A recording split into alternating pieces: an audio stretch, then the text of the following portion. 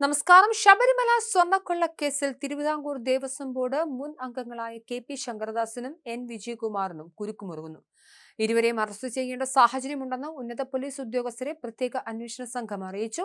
മുതിർന്ന IPSകാരന്റെ അച്ഛനാണ് ശങ്കരദാസ്. ഈ സാഹചര്യത്തിലാണ് വിവരം കൈമാറിയത്. സ്വർണ്ണ കൈമാറ്റത്തെക്കുറിച്ച് വ്യക്തമായ അറിവുണ്ടായിരുന്നുവെന്ന് ഉണ്ണികൃഷ്ണൻ പോറ്റി മൊഴി നൽകിയിരുന്നു. കൂട്ടുത്തരവാദിത്തത്തിൽ നിന്നും ഇവർക്ക് രക്ഷയില്ലെന്നാണ് അന്വേഷണ സംഘത്തിന്റെ നിലപാട്.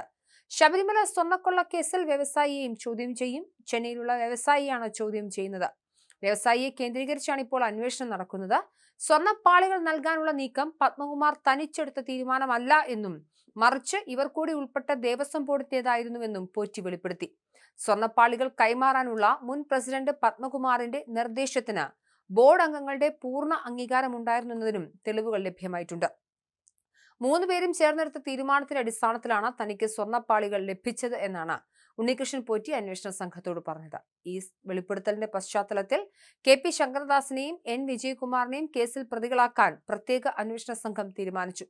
ഇതോടെ അറസ്റ്റും അനിവാര്യതയാണ്. ഈ സാഹചര്യത്തിലാണ് മുകളിലേക്ക് വിവരം കൈമാറിയത്.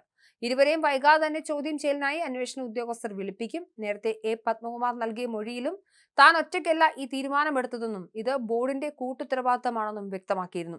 കേസിൽ ഏറ്റവും പ്രധാനപ്പെട്ട വഴിത്തിരിവായത് മുൻ ദേവസ്വം ബോർഡ് പ്രസിഡന്റ് എ പത്മകുമാറിന്റെ അറസ്റ്റായിരുന്നു. ഉണ്ണികൃഷ്ണൻ പോറ്റിക്ക് സ്വർണ്ണപ്പാളികൾ നൽകാൻ തീരുമാനിച്ച ബോർഡ് യോഗത്തിന്റെ മിനിറ്റ്സിൽ പത്മകുമാറിനൊപ്പം വിജയകുമാറും ശങ്കർദാസും ഒപ്പിട്ടിരുന്നുവെന്ന കണ്ടെത്തലും നിർണായകമായി. അതേസമയം കേസിലെ മറ്റു പ്രതികളായ പങ്കജ് ഭണ്ഡാരിയെയും ഗോവർദ്ധനെയും കസ്റ്റഡിയിൽ വാങ്ങാൻ അന്വേഷണ സംഘം അപേക്ഷ സമർപ്പിക്കും. ഗോവർദ്ധൻ ദേവസ്വം ബോർഡിന് 10 ലക്ഷം രൂപ നൽകിയതായും അന്വേഷണത്തിൽ കണ്ടെത്തിയിട്ടുണ്ട്.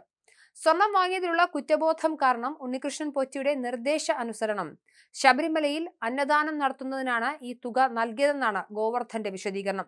താൻ തനിച്ചല്ല ഈ തീരുമാനം എടുത്തതെന്നും ഇത് ബോർഡിന്റെ മൊത്തത്തിലുള്ള തീരുമാനമായിരുന്നുവെന്നും പത്മകുമാർ നേരത്തെ മൊഴി നൽകിയിരുന്നു. ഇപ്പോൾ കേസിലെ മറ്റൊരു പ്രതിയായ ഉണ്ണികൃഷ്ണൻ പോറ്റിയും ഇതേ കാര്യം ആവർത്തിച്ചതോടെ ഇരുവരെയും പ്രതിപ്പട്ടികയിൽ ഉൾപ്പെടുത്താൻ പോലീസ് തീരുമാനിച്ചു. സ്വർണ്ണ കൈമാറ്റത്തെക്കുറിച്ച് ബോർഡ് അംഗങ്ങൾക്ക് നേരത്തെ ധാരണയുണ്ടായിരുന്നുവെന്നും ഉണ്ണികൃഷ്ണൻ പോറ്റി മൊഴി നൽകിയിട്ടുണ്ട്. ഇതിന്റെ അടിസ്ഥാനത്തിൽ ഇവരെ ഉടൻ ചോദ്യം ചെയ്യലിനായി വിളിപ്പിക്കും. ഇതോടെ പത്മകുമാറിന് പിന്നാലെ ബോർഡിലെ മറ്റ് ഉന്നതരും നിയമ നടപടി നേരിടേണ്ടി വരുമെന്നും ഉറപ്പാക്കപ്പെടുകയാണ്. ശബരിമലയിലെ സ്വർണ്ണപ്പാളികൾ കടത്തിയ കേസിലെ ഗൂഢാലോചനയിൽ ചെന്നൈയിലുള്ള ഒരു പ്രമുഖ വ്യവസായിക്ക് പങ്കുണ്ടെന്ന സൂചനയെ തുടർന്നാണ് അന്വേഷണം അദ്ദേഹത്തിലേക്ക് നീളുന്നത്. നിലവിൽ അറസ്റ്റിലായ പ്രതികളിൽ നിന്നും ലഭിച്ച മൊഴികളുടെയും സാമ്പത്തിക ഇടപാടുകളുടെയും അടിസ്ഥാനത്തിലാണ് വ്യവസായിയെ കേന്ദ്രീകരിച്ച് അന്വേഷണം നടത്താൻ SIT തീരുമാനിച്ചത്.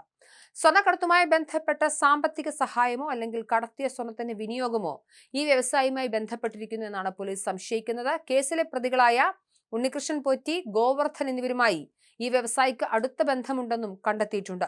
സ്വർണ്ണപ്പാളികൾ കൈമാറുന്നതിന് മുന്നോടിയായി ഇവർ തമ്മിൽ ചർച്ചകൾ നടന്നതായും സൂചനയുണ്ട്. ഇദ്ദേഹത്തെ ചോദ്യം ചെയ്യുന്നതോടെ സ്വർണ്ണക്കൊള്ളയ്ക്ക് പിന്നിലെ കൂടുതൽ ഉന്നതതല ബന്ധങ്ങൾ പുറത്തുവരുമെന്നാണ് അന്വേഷണ സംഘം കരുതുന്നത്. ഇതിനായി പ്രത്യേക സംഘം ഉടൻ ചെന്നൈയിലേക്ക് തിരിക്കും. ദേവസ്വം ബോർഡ് മുൻ ഭാരവാഹികൾക്ക് പുറമെ പുറത്തുനിന്നുള്ള വമ്പൻ സ്രാവുകൾക്കും ഈ കൊള്ളയിൽ പങ്കുണ്ടെന്ന സംശയം ഇതോടെ ബലപ്പെടുകയാണ്.